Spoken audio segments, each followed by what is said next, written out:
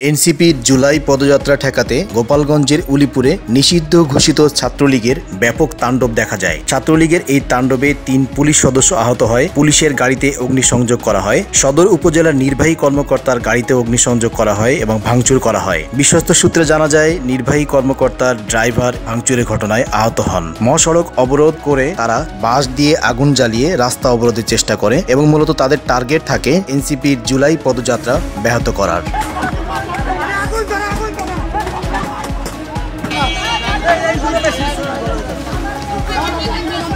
ওই বাস দে বাস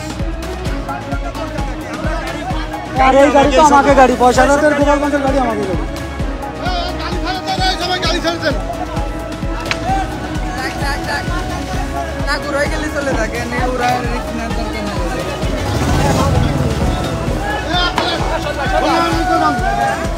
আরে চলে যাবে গাড়িটা দেখতে দাও গাড়ি আগে যাও না বাস করে